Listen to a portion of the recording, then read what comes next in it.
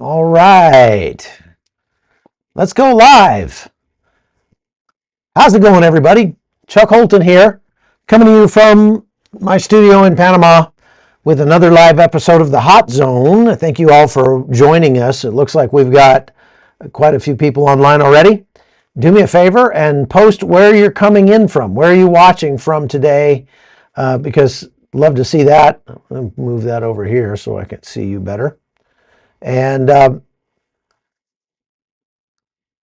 we go.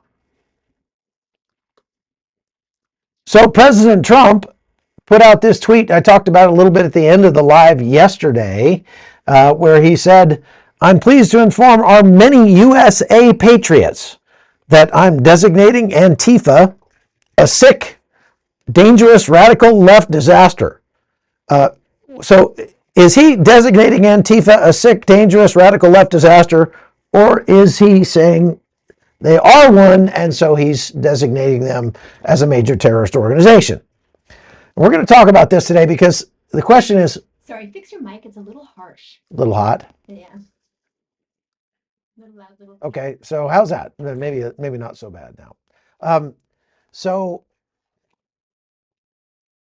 he says he's designating Antifa as a major terrorist organization. I will also be strongly recommending that those funding Antifa be thoroughly investigated in accordance with the highest legal standards and practices. Thank you for your attention to this matter. So we're going to talk about this today because what does this actually mean? And if you've been following my podcast for any amount of time, you know that I've got a long history with Antifa.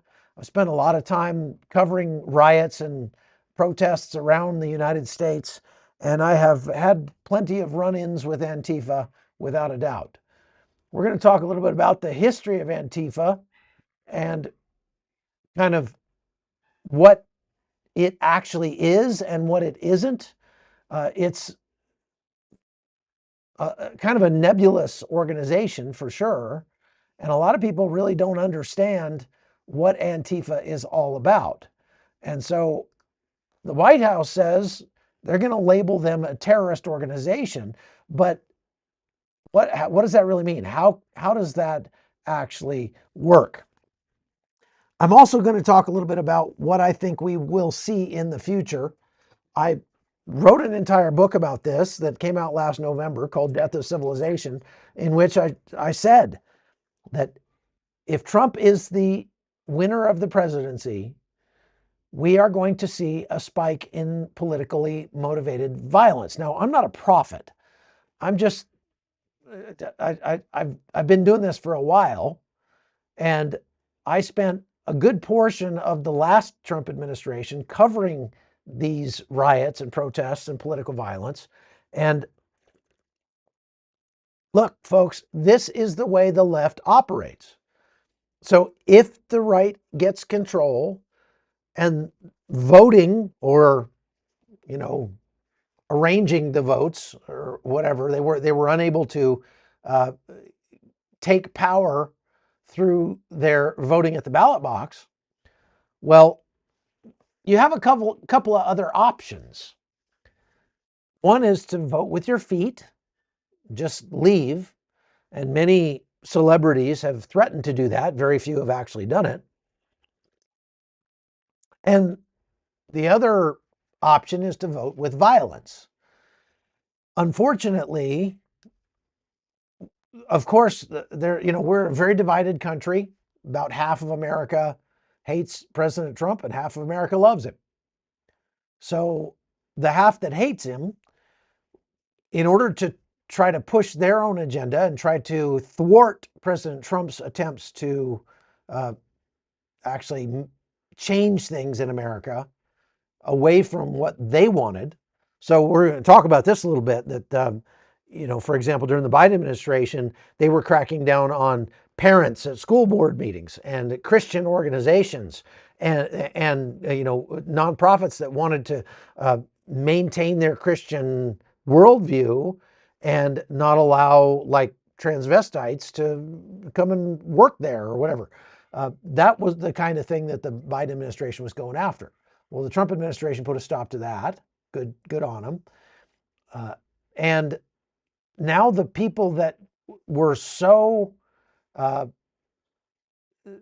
they were so rabidly against the right have not gone away. They have only changed their tactics.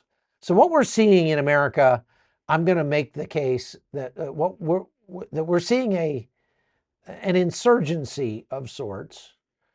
And we're going to talk about what the law says and what we can do about it, or what our elected officials can do about it, what our law enforcement can do about it, and whether or not we need a new terrorist designation for domestic terror groups, something we don't already have.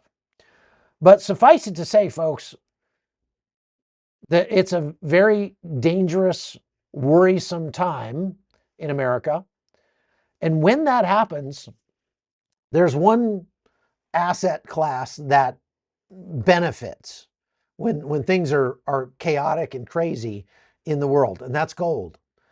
So if you're getting close to retirement and you are looking for a way to sort of safeguard what you have put aside to retire on, you don't want to have all that stuff in stocks, because the stock market could just tank at any time.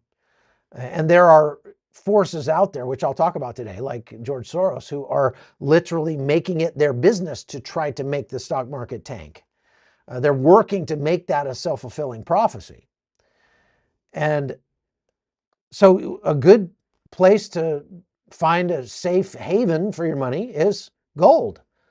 And I'm not talking about gold exchange traded funds or gold contracts or any of that kind of stuff, because those sorts of things have their own risks that are concomitant to them.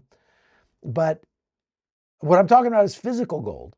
And one of the best companies to get your physical gold from is Preserve Gold. If you go over to preservegold.com/hotzone, you can pick up actual gold coins. I've actually got one right here that I carry with me when I travel. And these gold coins, each one of these 1 ounce coins is worth about $3,600 right now. But that certainly could go up quite a bit. There's mine. I've got a gold coin here that I carry in my bag when I travel, just as a backup store of value if I lose my passport or my wallet or whatever, and I need to get a plane ticket home. So physical gold is where it's at, folks, and Preserve Gold is a place to get that. If you text Chuck to 50505, they will send you a wealth protection guide that will walk you through the steps for how to protect your wealth using physical gold. Now, this not that you don't necessarily have to hide it under your mattress. Preserve Gold can help you take part of your 401k or your IRA and put it into a physical gold IRA that is in a vault somewhere. It's yours, it's there, but you don't have to worry about somebody coming in and stealing it out of your house or something like that. So I would highly recommend that you take a look at Preserve Gold. Again, gold is a good investment right now. It has been over the last year. So far, since President Trump took office, gold has really shot up because gold likes to climb the wall of worry. And I think we've got plenty of space left on that wall as we go forward over the next 3 or 4 years. So I highly recommend you look into that. Okay, so let's move over to this formal designation that President Trump is trying to make of foreign terrorist, I'm sorry, domestic terrorist organization for Antifa. Now, the criminal code, it's USC 18 or 18 USC 2331,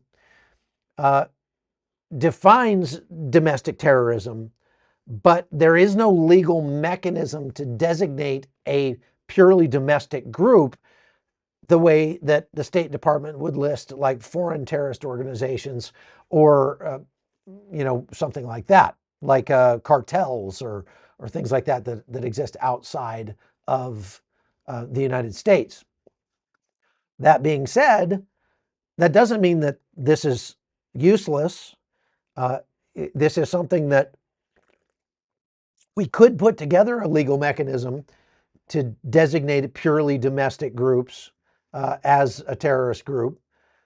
But let's dive into the statutes here and figure out what is possible, what's necessary, and why.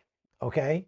So, first of all, when a president designates a foreign terrorist organization like Hezbollah or Al Qaeda or something like that, what that does is it gives the U.S. machine, that is judicial, military, State Department, etc., it gives them more avenues with which to counter and fight those foreign terrorist organizations. What I mean is, it gives them the ability, for example, to shut off their funding, to go after groups that are funding that foreign terrorist organization from the United States. It gives them the ability to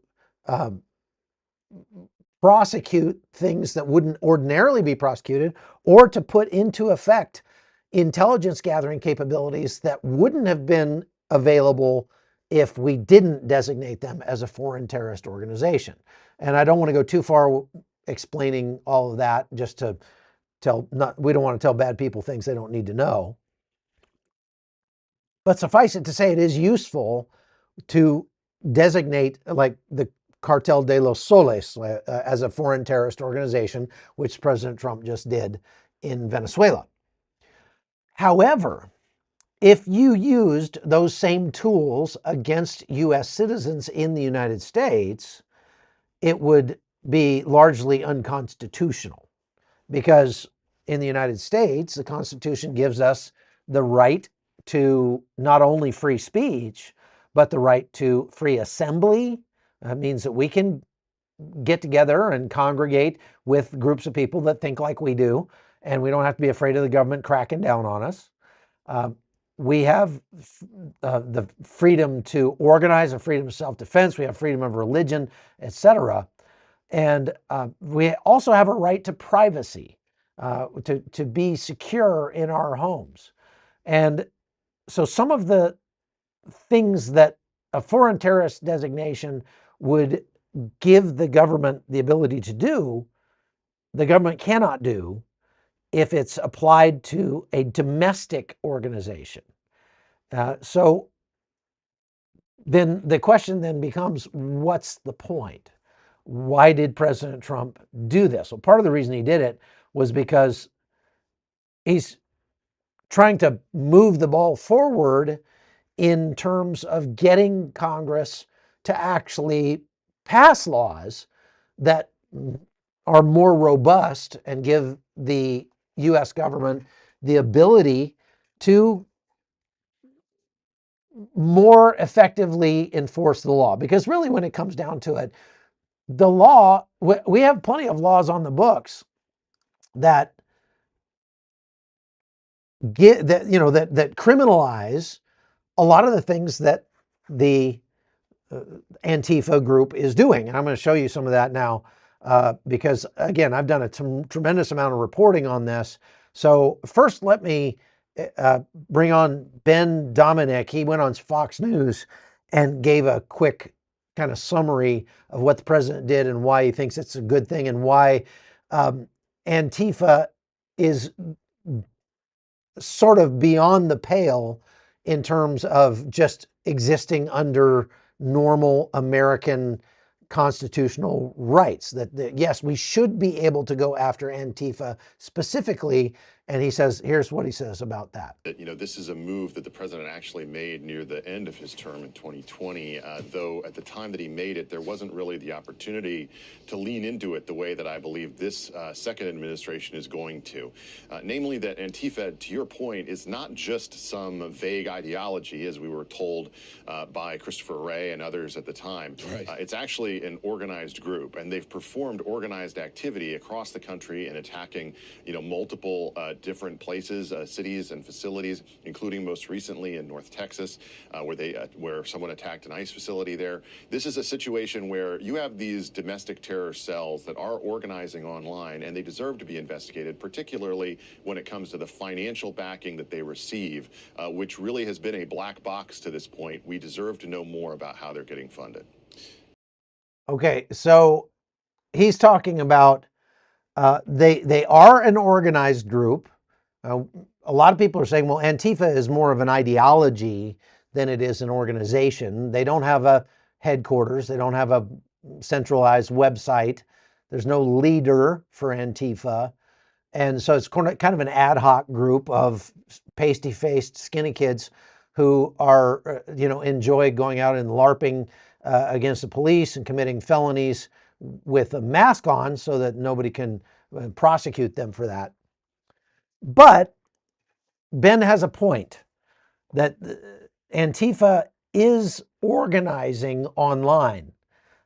There's a reason why thousands of them show up at these riots and all at once, and they come very well prepared with riot shields, gas masks, goggles, helmets, and even baseball bats, and very dangerous, very large fireworks that they use to shoot at the police. And look, these things are deadly weapons. You'll see in the video here I'm about to show you just how dangerous this is for federal law enforcement, for local law enforcement, and for civilians who happen to be in the way. And Antifa, again, they're not like Black Lives Matter. Now, Black Lives Matter is a protest organization under which violence sometimes breaks out, often breaks out. Antifa is a violent organization that operates under the guise of other protest organizations and calls itself a protest organization, but actually only exists to break the law. And I can prove that. I mean, I've seen it all over the country, and I want to show you just a couple of things here when it comes to what I've experienced. This is stuff I have filmed personally as I have covered Antifa. And you tell me, does this look like terrorism to you? Are these people breaking the law? And remember, they have to organize somehow in order to all be in the same place at the same time in order to do this kind of thing.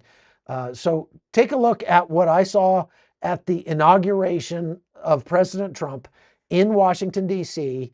back in 2017. Okay, so I was covering this. I was live streaming it. Unfortunately, I'm kicking myself. I was doing it vertically and not horizontally. But this is just a small snippet of the hours of footage that I got of these people committing felonies up and down the streets. Watch.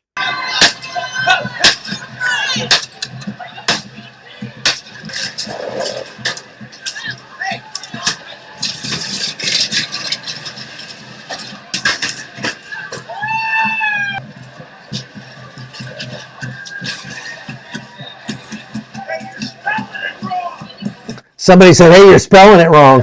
This guy with the hammer right here attacks me, tries to take my phone, tries to hit me with his hammer. And I'm employing verbal judo on him.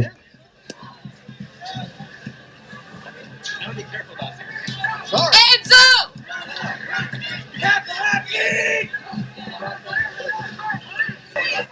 They thought I was a cop. Crazy, folks.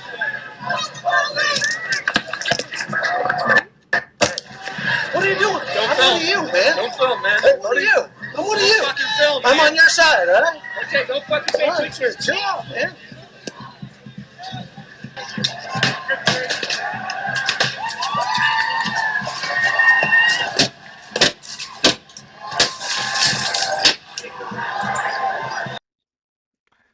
Okay, so I don't know about you. I really do not find it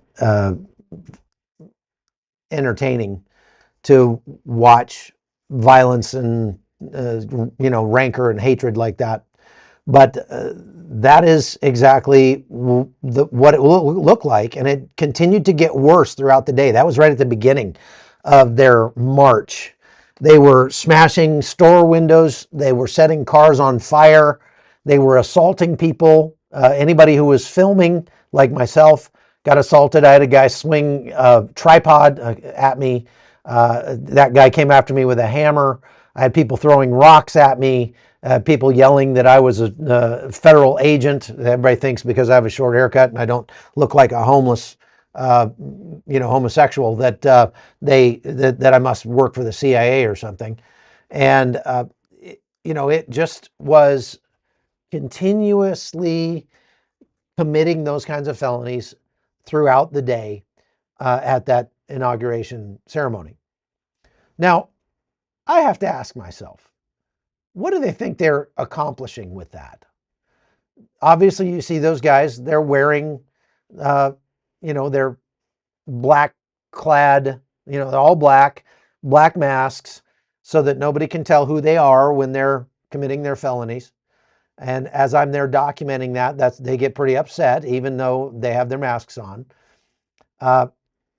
Eventually, about 270 of those several thousand Antifa people ended up getting arrested. They were, most of them were released almost immediately. Many of them turned out to be government workers, firefighters, school teachers, things like that.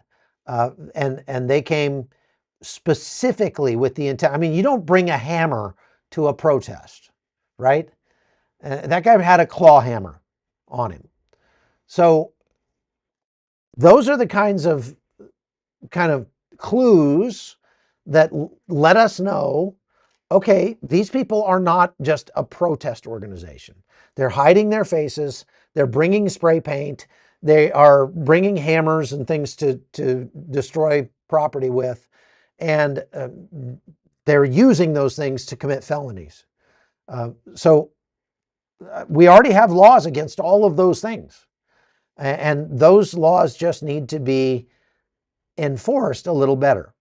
Now, as I went around the country covering these protests and riots, I went to New York, I went to DC many times, I went to out to the West Coast, San Francisco, you name it. And one thing I started to realize was that these are all the same people at all these different protests. I started to recognize people and go, wait a minute, I saw that guy in Washington, D.C. Hold on. That dude in a pink tutu, he was at the riot in New York. And, oh, wait a minute, that van with the coexist stickers all over it, that thing was handing out sandwiches when I was in Portland. And, I started to make the connections that, wait, these people are professional protesters. Now, not all of them. And obviously you're going to get some who are locals that, come to join, and they recruit those guys through Discord chats and Reddit and places like that. But the core of these groups are the same people with the same vehicles and the same equipment that we're seeing move all over the country. Now, these people don't have jobs.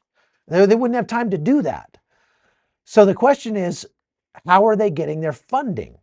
Who is paying for it? And this is what the president was angling at in his tweet, is that we're going to go after whoever is funding those guys. Now, it would be easy just to go, oh, it's George Soros, and leave it at that. And there's no doubt that some of Soros's money trickles down to these Antifa groups. But a large number of these Antifa groups are actually funded by grassroots donations. A simple search of GoFundMe found a ton of groups. As a matter of fact, I was looking into the 50505 group, and this is all their different chapters around the United States. So we've got Oklahoma, Oregon, Michigan, going all the way up, Alabama, and there are email addresses, there are Instagram accounts, there are link trees for donations, etc., that are all put on this spreadsheet that I found on the internet. Okay, and we're talking about organizations called the Resistance, Free State Coalition, 50501 Michigan, Duluth 50501, New York, Albany 50501 is putting up, they're organizing these protests against Donald Trump. And part of what they're doing is, these protests end up shutting down freeways, which again is against the law. All we have to do is just enforce that law, and we could, make a lot of progress against these. Okay, here's one of the link tree for Wisconsin Resist, and it has here their protest schedule. They have one coming up October 18th, No Kings 2.0. And here's all the different places: Appleton, Fox Valley, Baraboo, Brookfield, Chippewa Falls, Eau Claire, Wisconsin, Green Bay, La Crosse, where I went to college, Madison, where I flew helicopters for the National Guard, Milwaukee, Minocqua, this is just Wisconsin, where they're planning big protests on October 18th. Now, so I'll just show you what these look like. Some of these have websites. This is Build the Resistance. And again, they're taking donations, and they are, encouraging people to give money to help support their cause. Well, much of this money ends up paying for the travel expenses, the living expenses. At the riots in Portland that I covered, I'll show you the video of that in a second, there were tents set up in the park nearby the federal building that they were attacking. And in those tents, they had sandwiches, drinks, clothing, if you didn't bring enough warm weather clothes. They had riot shields that you could pick up and use. They had medical supplies and lots of communist literature and pamphlets and things like that. Okay, so this is a GoFundMe. Here's another one called Resources for Equality that's trying to raise money for their cause. Again, this money, some of it is going to get directed to facilitating these kinds of things. Here's another one. Emergency Unity Fund, Stop the Far Right. They've raised 67,000 pounds. This one's in Great Britain. Here's one, an International Anti-Fascist Defense Fund.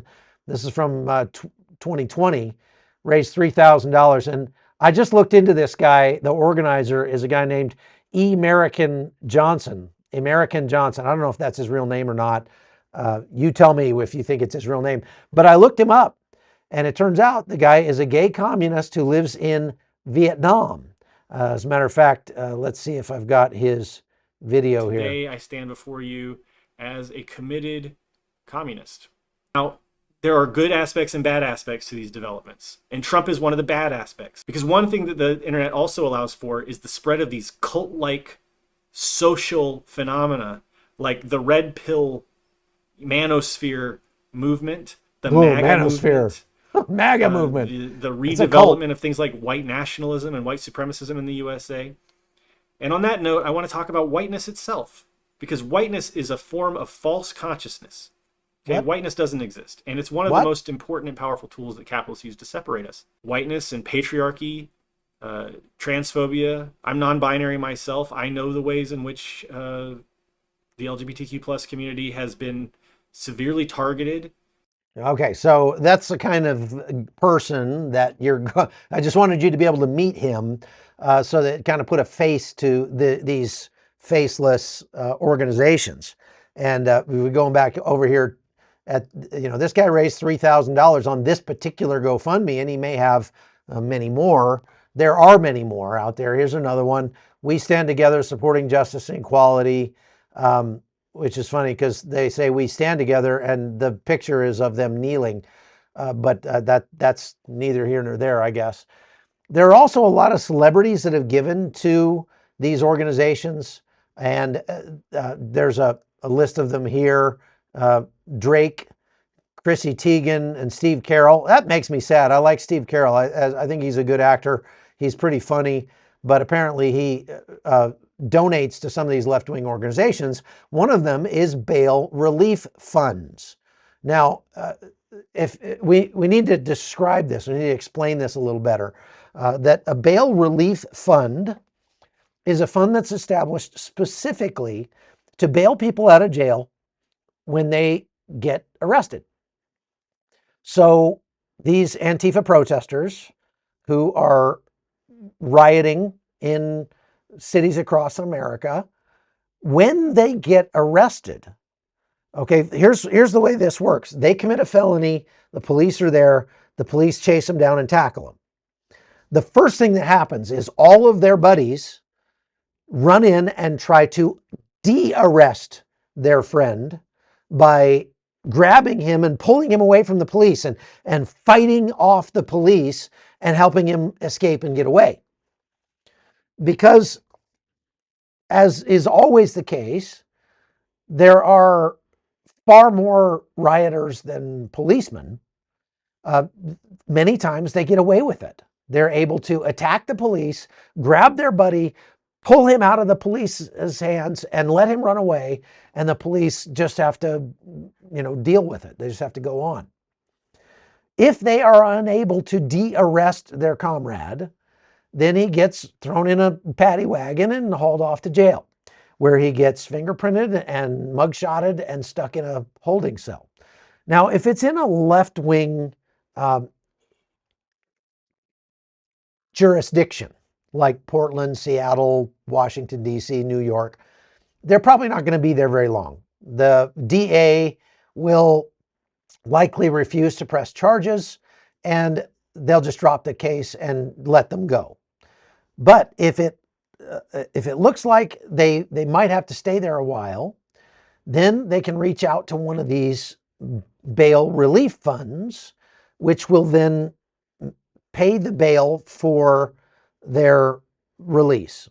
Now, I'm sure you haven't been to jail a whole lot, but if you get arrested and they put a $25,000 bail on you, you don't have to pay $25,000 to get out of jail. You have to pay usually about 10% of that to a bail bondsman, $2,500, and you don't get that money back, but the bail bonds, well, you don't get all of it back. You get some of it back if you actually show up for court. But if you don't show up for court, then the bail bondsman keeps your $2,500 and tracks you down and hauls you in to jail.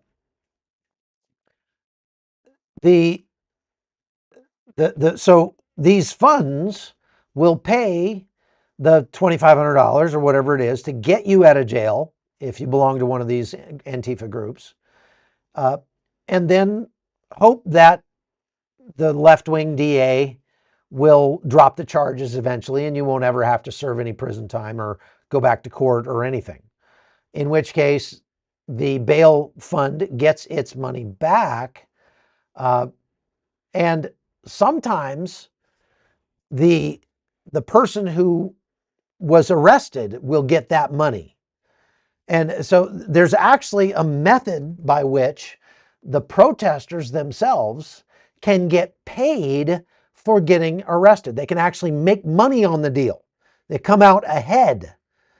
And so, whether that's by putting together a GoFundMe to cover their legal expenses, like the guy who shot the United Health CEO. I'm not going to say his name, but the guy that shot the United Health CEO made hundreds of thousands of dollars by putting up a GoFundMe and then collecting money. So he may end up going to jail, but he was able to cover his legal expenses and then some with the money that was donated to him. For most of these protesters and rioters, they're not going to go to jail, and they'll get out and they get to keep that money. So they actually, it's profitable for them to do that. That is something the Trump administration, I believe, could go after. I think the Justice Department could take steps to ensure that no criminal ever gets paid to commit crimes, whether or not they're politically motivated or not. No criminal in the United States should ever come out of the legal process after committing crimes with more money than they started with. That should not happen. And so whether they go after GoFundMe or they go after, or the Congress tries to pass a law, somehow that's one pressure point that we ought to be looking at. Does that make sense? Okay, folks, we got 1,500 people watching, and I just wanted to ask you to do me a favor. Go over to chuckholton.com and become a supporter over there. I put up lots of extra content. You get copies of my books. You get copies of my documentaries. And this Saturday, that's tomorrow, we're going to be doing a Zoom call where you can get on a call and talk directly with me face to face. And I'll answer your questions in more of a conversational format rather than a monologue format. I like those, really enjoy the conversations we have there. And so if you want to support the work we're doing, go to chuckholton.com. It'll take you to locals and you can sign up over there. So now I wanted to show you what happened in Portland. This is a CBN package that I put together about the riots against the federal courthouse during the first Trump administration that were happening in downtown Portland, Oregon. And again, take a look at what they're doing. Ask yourself, is this terrorism? Is this criminality? Are they, do they have a right under the Constitution to do what they are doing here? Not to, of course, they have a right to protest, but is that what this is? I want you to decide for yourself. So take a look at what I saw when I went to Portland. It's about 10 o'clock at night here in front of the federal courthouse in Portland. I would say there's probably about 5,000 protesters down there now. You can hear them chanting behind me. It's been peaceful so far, but there's an undercurrent of tension here, and you can feel it because almost every night for the last couple of weeks, things have gotten significantly more exciting as the night wears on. These protests have now been going on for almost 2 months. So we're going to stick around and see if anything happens later on tonight. Media reports call these nightly protests mostly peaceful. And for most of the day here, hundreds and then thousands of people came to show their displeasure with police brutality and the presence of federal police forces in their city. We as ordinary citizens really only have two powers to affect changes in our government. We have the power of the vote and we have the power of protest. The former's already being quashed through various duplicitous means, but sending the federal troops to this location, kidnapping people in unmarked vans with unmarked officers, is basically a terror tactic to try and suppress the free right to protest.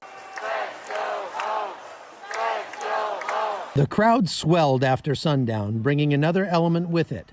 Black-clad Antifa members armed with baseball bats, high-powered lasers, and homemade shields gathered at the front of the federal building and started trying to break down boarded-up doors.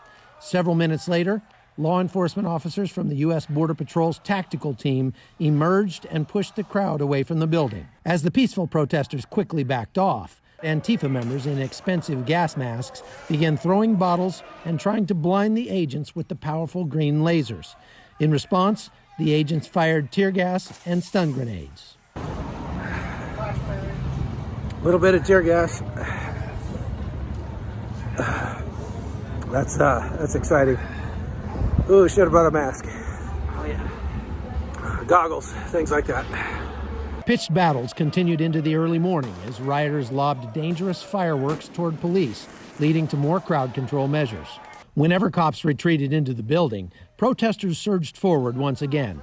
at one point trying to set fire to the federal courthouse. President Trump announced Wednesday that he will deploy 100 federal agents to Chicago to help combat rising crime rates as he continues to position himself as the law and order president. No mother should ever have to cradle her dead child in her arms simply because politicians refuse to do what is necessary to secure their neighborhood and to secure their city. Every American, no matter their income, their race, or their zip code, should be able to walk their city streets free from violence and free from fear. In the meantime, here in Portland, the feds began installing barriers around the federal building to discourage continued attempts to destroy the building. From the streets of Portland, I'm Chuck Holton. Okay, so obviously that was the federal courthouse. That's federal property that belongs to the taxpayers, you and me. And not only were they covering everything 20 feet below 15 feet high with graffiti, which, if it's not a felony, it should be. I despise graffiti. I despise people who intentionally make places uglier with their just selfish, painting whatever slogans they want on the wall, whether that's in a gas station bathroom or a federal courthouse. I absolutely despise it. I despise people who do it. Now, you saw in there where the federal agents came out to defend the courthouse. If they hadn't done that, Antifa would have broken into the courthouse and burned it to the ground. So the federal agents would come out and chase them off with tear gas. But you saw the green lasers that were being fired at the federal agents. That's not benign activity. There were over a dozen federal agents who had permanent blindness, partial permanent blindness from those green lasers. And that's a felony. That is assault with a weapon. There's no question about that in my mind. So what made these guys feel like they could get away with this? Well, they're all dressed the same. So it's kind of hard to figure out which one of them was, shooting you with the laser or whatever when you were getting blinded. And the Portland government, the mayor's office, was very much against the federal agents being there to protect the courthouse. And you heard that kid saying, these federal agents should not be here. They're just here to, stop people from being able to protest. Well, if they weren't there, federal government property would have been completely destroyed.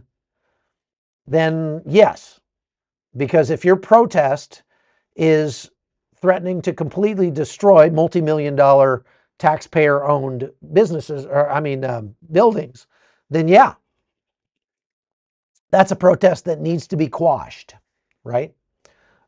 And so what does this actually do?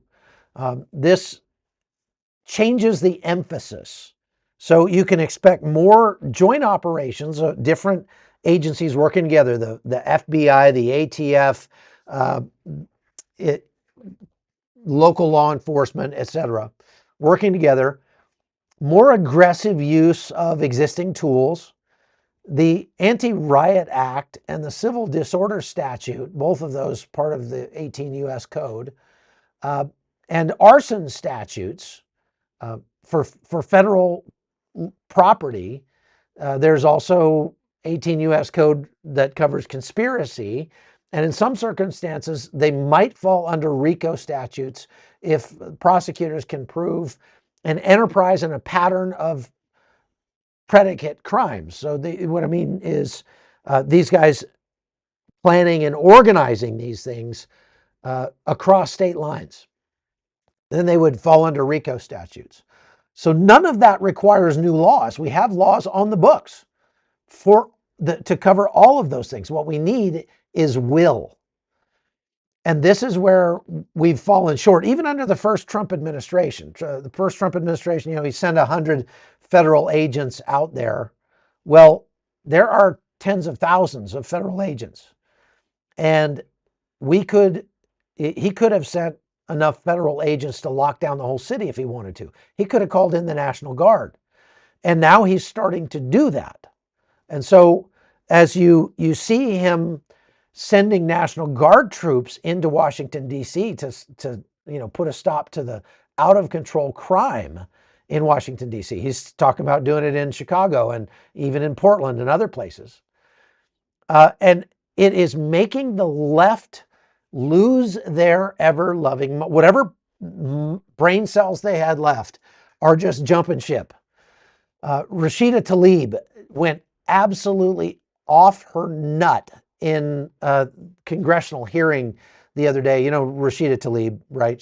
She's part of the squad, one of AOC's friends, and she went absolutely ape over President Trump talking about sending troops into Washington, D.C. to stop the crime. I just want to show you this because this is the kind of thing that motivates people on the left to go and commit violence. So we have U.S. Congress critters who are just engaging in the kind of behavior that is going to rile people up to the point where they will engage in political violence.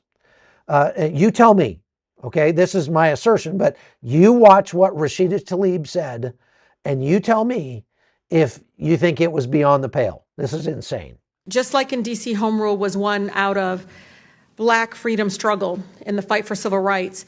We can't be passive right now.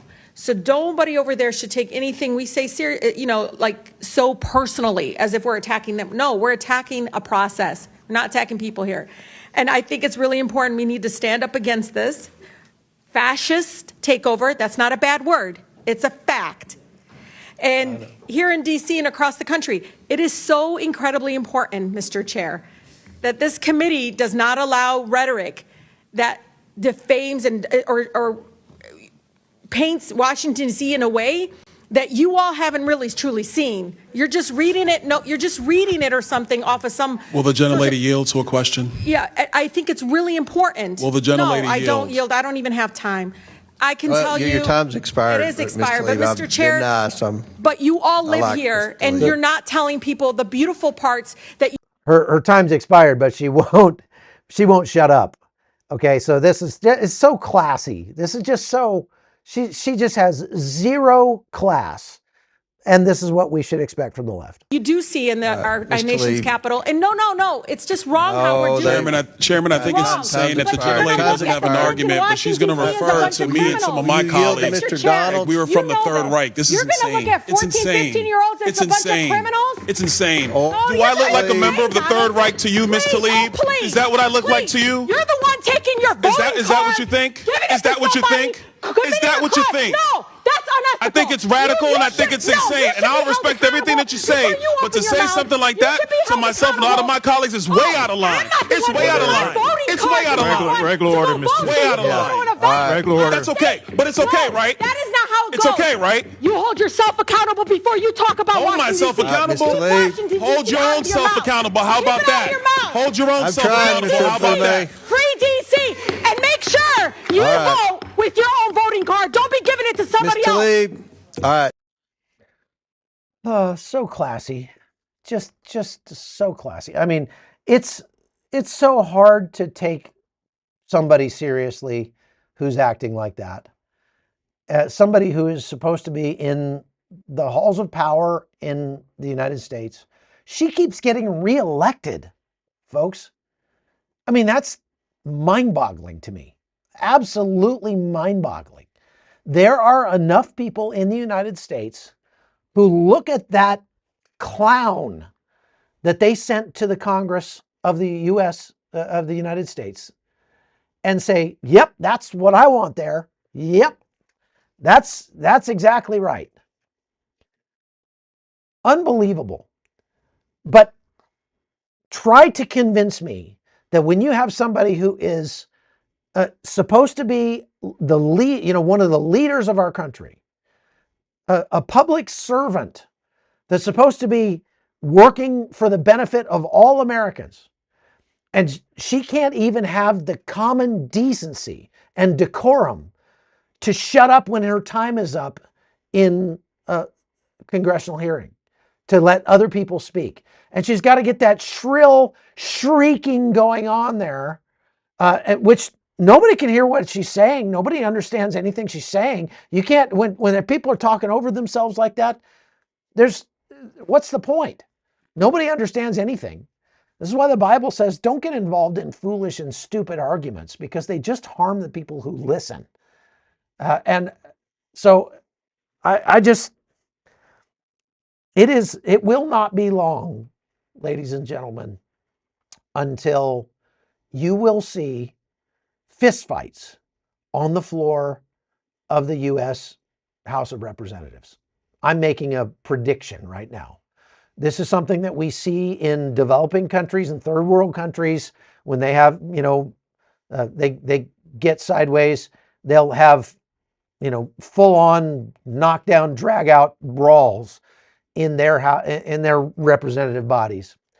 And we look at that and we go, how uncivilized. Is what Rashida Tlaib just did, is that any more civilized than just punching somebody in the mouth?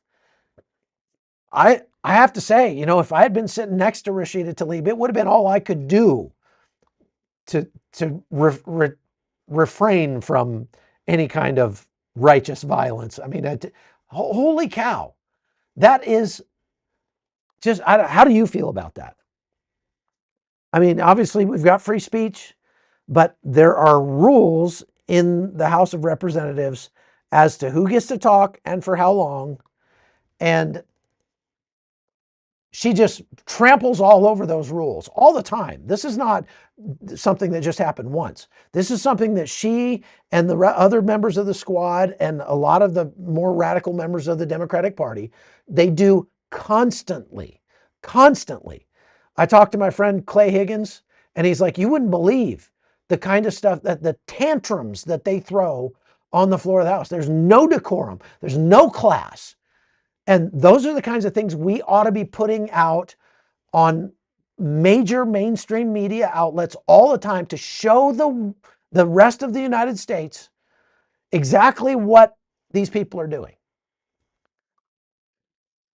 It's just mind-boggling to me. But if you could, there's no way that you're going to make the case to me that our representatives acting like that is not going to foment more violence politically. It's not going to give license to the people who are already mentally disturbed and angry and communist, but I repeat myself, and say, hey, Rashida Tlaib can go off like that on other congressmen. Well, maybe I ought to go attend one of these TPUSA rallies. That's exactly the kind of thing that leads to what we saw last week against Charlie Kirk. And so this is not harmless. This is the kind of thing that leads to violence. This is a move that the president and must be stopped. I'm sorry about that. Must be stopped. Now, I wanted to get to questions. We're almost at an hour, but I've seen a bunch of questions go by. So I'm going to shut up and go look up your questions here. If you have a question, just put it in all caps and it'll get added to this document. And then I'll go try to get through as fast as I can. Selsworth says, are you planning to cover the jihadist massacres of Christians in Nigeria in depth in the future? Probably. Victor Xavier says, with so much info online for these groups, will it be easy for the government to track them down? Not necessarily, because they intentionally make it convoluted and difficult and run it through legitimate and illegitimate organizations, political action committees and things like that. And this money gets, sent to, like, let's say the Sierra Club. The Sierra Club doesn't want to be seen as a radical organization. So then the Sierra Club donates to the Tides Foundation. The Tides Foundation donates to this other organization that deals with migrants. And then that organization, trickles down to it. Finally, some of it ends up in the hands of Antifa. But like I showed you there, a lot of them are just raising money on GoFundMe. And so that is something that the government ought to be able to track down. Country Boy says, would wearing a press vest have stopped Antifa from attacking you? No, it would have made it worse. Jay Reeves says, what is Antifa? It's anti-fascist. Antifa stands for anti-fascist. It started in the 1930s in Germany and, right before World War II, and in Italy and places like that. It grew and has sort of evolved into a riot organization. It really came to its modern prominence in 2007 in Portland with Rose City Antifa, and they're still a thing. They're the ones that are going out and attacking the ICE offices. And again, there's a nexus here between Antifa, Marxism, radical environmentalism, LGBTQ stuff, etc. They all work together on all of their things. So when you go to these protests, what you're going to find is if it's a protest about guns, gun control protest, there's going to be LGBTQ people there who are advocating for their thing. There's going to be environmental protesters there advocating for their thing. There's going to be people from all the different left-wing groups. And again, many of them are professional protesters. They just travel around the country and protest for all the different causes. That's why you see Greta Thunberg, or whatever her name is, protesting. She was protesting for environmental stuff. Now she's protesting against the war in Gaza, because all of these left-wing causes run together. That's what I wanted to point out. That guy that I showed you, who is one of the ones that's raising money for Antifa, was it this Today, one? I stand before this guy? you as a committed communist. So he's a communist. He's also a homosexual. And he goes on in that same video to talk about he's a radical environmentalist. So all of those left-wing causes run together. Okay. You stated previously, LA asks, that Antifa gets their funding through government grants. Has Trump cut that loophole off yet? Yes, he has. Some of those government grants were known as environmental justice grants or social justice grants that were given out by the EPA and other organizations within the U.S. government. By and large, those have all been cut off by the Trump administration. Somebody, Tahiti Hawaii Blue, says, is Poland in war with Russia? We need to do a whole different podcast about that. But answer's yes in some ways. The Midnight DJ says, what's their cause? They never state it clearly. Because if you go ask these guys, what are you protesting against? And they'll say fascism. And you say, what is fascism? And they'll say Donald Trump. They can't define fascism as it really is. They're not intelligent or well-read enough to actually define fascism. Fascism being a far-right government system that was very tyrannical. But they see anybody that's to the right of, Roseanne Barr is considered far-right in their minds. And that might as well make you a Nazi. And so they have the right to punch you because you don't agree with them on all their left-wing causes. That's really what they're protesting. Common Sense Warfare says, why couldn't they use an undercover to get embedded with Antifa to find where the funding has come from? They have done that, and they are doing that. That's happening. I know some people that are involved with that. And not only that, if President Trump wanted to put a stop to this, and so we find out there's going to be a big Antifa rally, which means riot, at an ICE facility in Portland. send some cops out there to protect the ICE facility, and then send about 2,000. And you only have to do this once or twice. You don't have to do it very much. Send a couple of thousand federal agents undercover in plain clothes and have them surround the area where this riot is taking place, block off all the streets on cue, and then start pushing and basically arrest everybody that's in there. And just say, this has been declared what they do is they'll say, this gathering has been declared an unlawful assembly, and you must disperse. And then if they don't disperse, now you're committing a crime just simply by being here. So all they'd have to do is wait for them to start throwing fireworks and destroying stuff and, trying to set things on fire.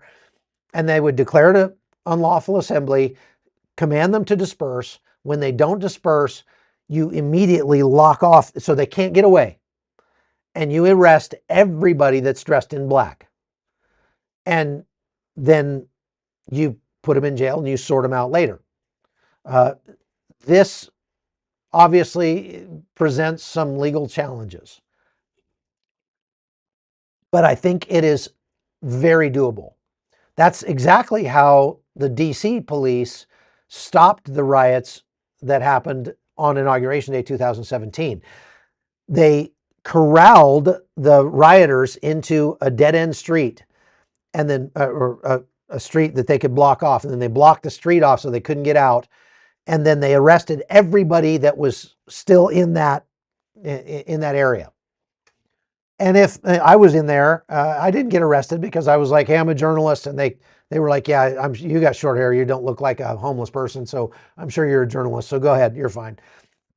But they arrested everybody that was dressed in black.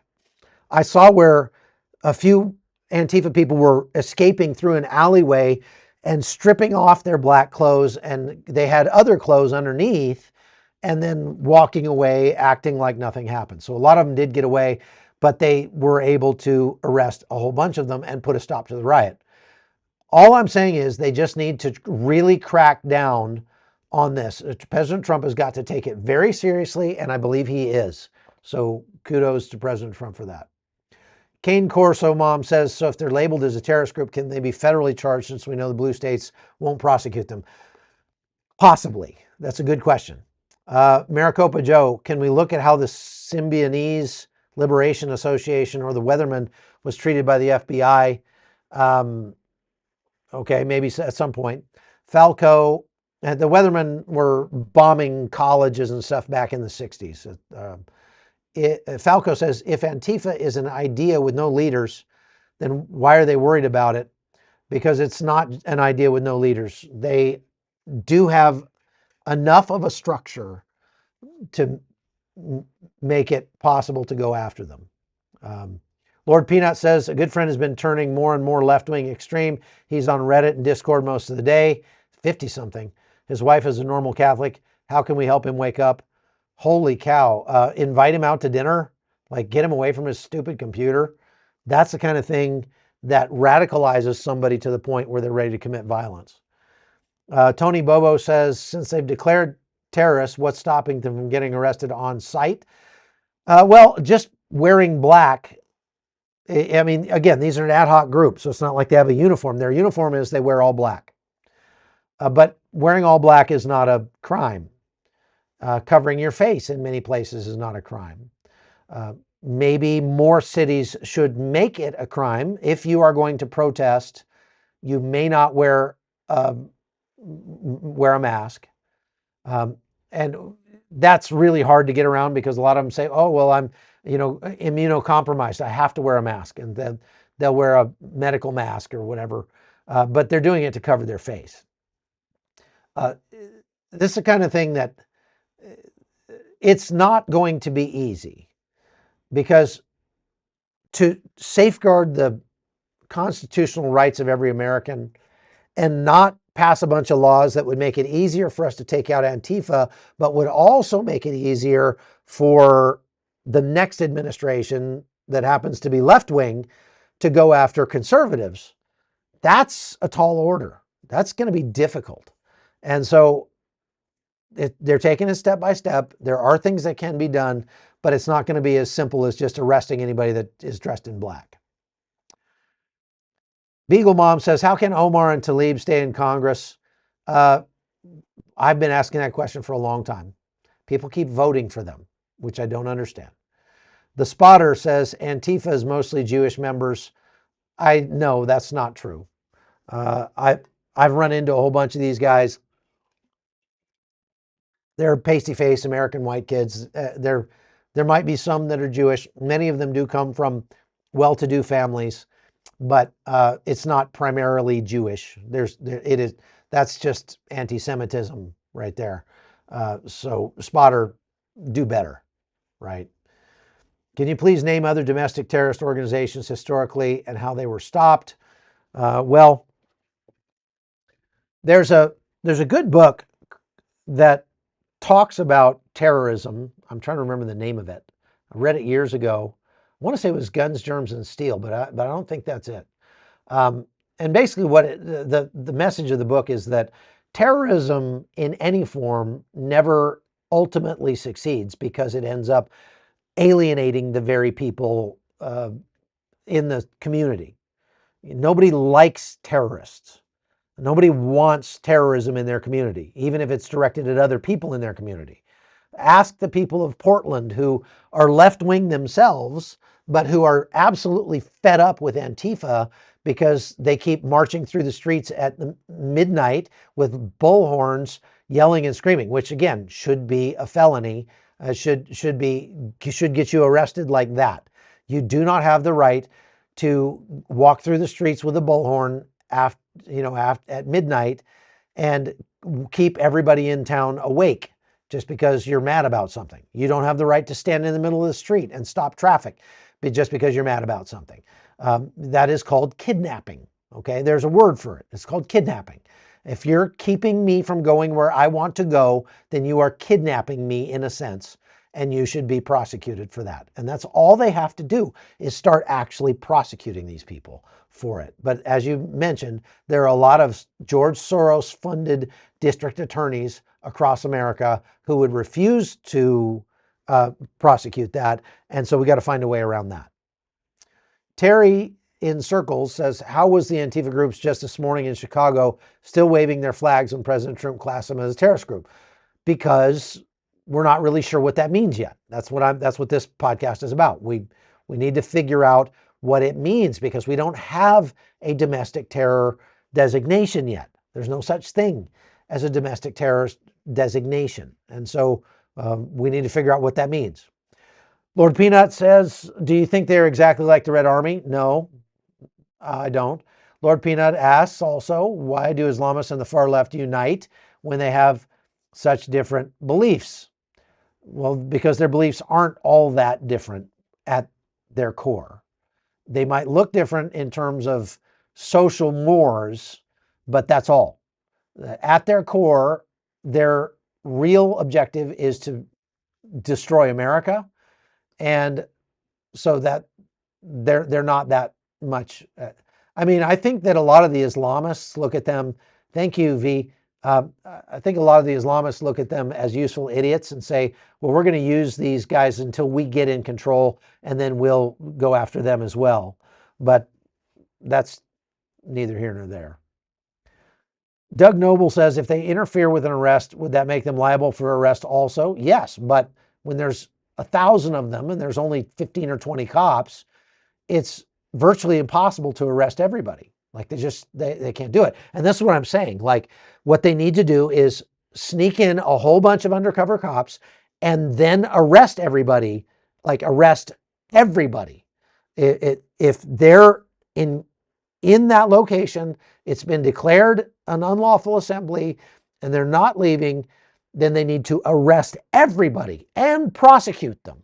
I mean, really go after them hard. And that would serve as a deterrent. Okay. The problem is a lot of these Antifa groups are taking advantage of the freedom we have in America and using it and weaponizing that freedom against us, just like the terrorists, the Islamic jihadists are doing. Like the 9/11 hijackers came to the United States, used our laws, our free laws of freedom of association and whatever. They used our training academies to learn how to fly airplanes, and then went and used that to weaponize against America to fly into buildings. This Antifa is doing exactly the same thing. We're seeing the shooter, that the guy that shot Charlie Kirk, belonged to an Antifa group that was called Armed Queers SLC, which stands for Salt Lake City. Armed Queers SLC is, training people to go out and, use firearms, which then makes somebody like this shooter more capable of doing harm. Am I saying that we should not allow them to train with firearms? Of course not. The Second Amendment is inviolable. However, there definitely are, we need to, here's one thing that the Trump administration has done wrong with this.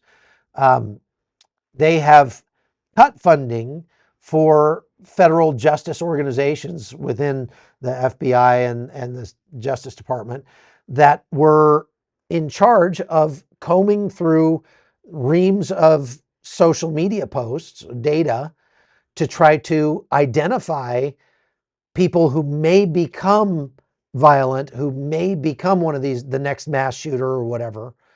And they've lost their funding and had to close down. That's under the Trump administration. Those guys need to be funded, fully funded. We need to put more money, more resources into searching through Discord and Reddit and social media and finding people who, because there are always telltale signs before one of these events takes place. Okay? Can we contract subsidized Proud Boys to address Antifa, Tracy? No, we can't. That they're not going to do that. Doug Noble says, oh wait, we already got that one. Chase says, did you hear about the 3 fighters just invaded NATO airspace? Yes, and I'll be talking about that soon. Mark Becker, is this leading to civil war, and when? Well, I think, just like I think we're already in World War III, it just looks different than World War II.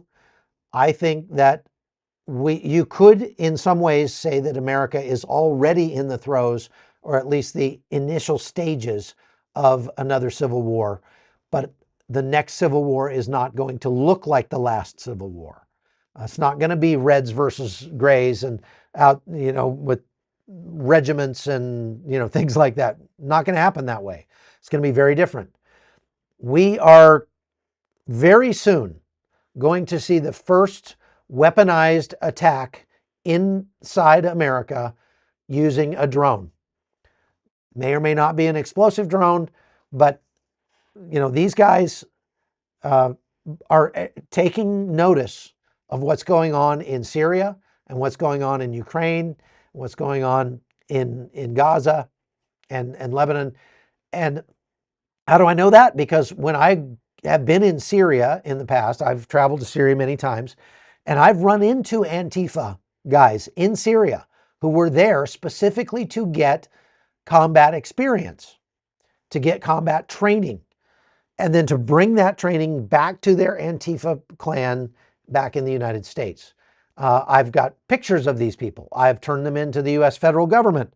But we know for a fact that Antifa has been very closely studying. And again, they got to be funded somehow. It costs money to go to Syria and live there. So they've got to be funded somehow. We got to go after that funding. But these guys are going to end up using a drone as a weapon on US soil. And that's all I'm going to say about that. I'm virtually certain that that will happen soon. So the next civil war may look a lot more like that than what you think of with the last Civil War. Terry in Circles said, didn't President Trump make Antifa a terrorist group? Yes. Okay, we already talked about that. Vivian Steck, same thing. Colin O'Neill, has open borders, the census, and the UN ATT Trump repealed look like a globalist agenda? I'm not sure what that question is, actually. I don't understand your question. Sunday River says, do you think Crooks and Robinson are groomed by the same group? Could very well be. Again, these are ad hoc groups. So I think Crooks and Robinson are more Antifa, more incels, because Antifa is pretty much all made up of incels. If those people had any manly hormones, they would be chasing girls with them. They wouldn't be going out and assaulting the police with them. And so these guys are involuntary celibates. And believe me, I've been around a lot of Antifa guys, and everyone that I've met, I would say, is an involuntary celibate. I mean, if you look at that guy in the package that I ran, I'll show you who I'm talking about here. It's about 10 o'clock at night here in front of the... Okay, so I'm fast forward to this guy. This guy tried to convince me that guy's not an involuntary celibate. Just look at what he's wearing. These people are mentally ill. And so I believe that they are more affected by that, being a part of that community, that incel movement, than they are anything else. Ellie asks, why don't they turn off the microphone when necessary in a hearing? They totally should do that. They should give the guy in charge a way to turn off everybody's microphones. But I don't think Rashida Tlaib needs a microphone. She screeches so loud that there's no way your microphone's going to turn off her microphone's going to actually fix a problem. PC, Chuck, what's wrong with Candace Owens? Why is she pushing stuff about Charlie Kirk? I think she's depraved. That's all there is to it. Depravity is an actual condition whereby when you deny God, you deny his word, he turns you over to a depraved mind. I think she is depraved. And we need to be careful about that. If you yourself, one of the 1,500 people watching me right now, has denied God, then God says in his word, he will turn you over to a depraved mind and to see evil as good and good as evil and to do what ought not be done. And it immediately then explains what it means by that. And it talks about sodomy, talks about lesbianism, and etc. So, I mean, that's just all there is to it. I believe that Candace Owens has been given over to a depraved mind. She is off her rocker, man. She has thrown the ball over the fence, and there's no two ways about it. Pamela Trost says, why isn't there a federal law in place that prohibits protesters from coming protesters with masks unless given permission? That's just going to get challenged because they're going to say, you know, I have a right to privacy. Illegal search and seizure, you know, that kind of thing. Because, believe me, if they can call what Antifa is doing free speech under the First Amendment, they can certainly find a way to justify everybody getting to wear a mask. But I think that if you get arrested, the first thing that should happen is they should whip your mask off and take your picture and put it out on, you know, one thing I've noticed is that you don't see Antifa riots like this in places like South Korea. And because I've been to a couple protests in South Korea, and immediately what the police do when they show up is they have cameras. They have designated cameramen with the police force, and those cameramen are going around and they're saying, show me your face, show me your face, show me your face.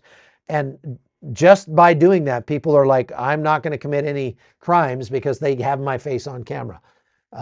We ought to be able to do that for the, you know, I don't know. And what do you think? What do you think? Should you be able to hide your face in public if you are in the process of committing crimes, or if you're a part of an illegal assembly? Should you be allowed to do that? Do you think that's something that we should allow just under the freedom of speech, freedom of association, privacy rights, or is that something we should not allow? Think about that hard, because what if it gets applied to whatever you are upset about and want to protest about? Crystal Elaine said, in a debate with a friend, she asked this: how can so many people be lying about Israel committing genocide in Gaza? Well, because the lie is started and then magnified. It's started by Hamas, magnified by the media, and then people who consume that media regurgitate the stuff that they've consumed. That's how it works. So, I mean, it's just that they're watching the wrong media. But there are lots and lots of people out there who do that. And again, all I would ask, Crystal, if I was debating your friend, is I would say, okay, let's say you were the prime minister of Israel on October 7th. What would the right thing to do have been? What would you be doing to safeguard Israel and make sure that never happens again? And ask her that question. I think it's not a real threatening question. It's not a real in-your-face question, but it's a legitimate question. Legit question. What would you do? And if you say, well, I would have just let bygones be bygones, I would have just forgiven them and moved on, you don't have that option as, you do have that option as an individual. And we are called as individuals to forgive our enemies, to love our enemies. But as the leader of a country, you do not have that option as one of your options to move forward, because your primary responsibility as a leader of a country is to safeguard your people. So you must take steps to do so. And if your friend says, well, if they just would live in peace with the Palestinians would live in peace with them, there's far too much evidence that that's not the case. So we could go on and on about that. But also, is AIPAC bad? Well, they're left wing. So in that way, yeah. Chuck, Nico says, what do you know about the War Act? Can President Trump enact it? In the United States, that would be, I'm not sure what that has to do with this. I'll have to go look into that further, Nico. All right. I think that's all. I think I got all the questions. Thank you very much for watching the Hot Zone, folks. Going a little long here, but I appreciate all of you. And it would mean a lot to me if you would go to chuckholton.com and become a supporter over there. That helps to stabilize our income so we can keep paying our employees. And it gets you benefits like being able to have a direct conversation with me tomorrow at, I think, noon Eastern time. So it's the link to the chat is over on Locals. So go to chuckholton.com and you can find out when and where that's going to be. Okay. All right. Thank you very much.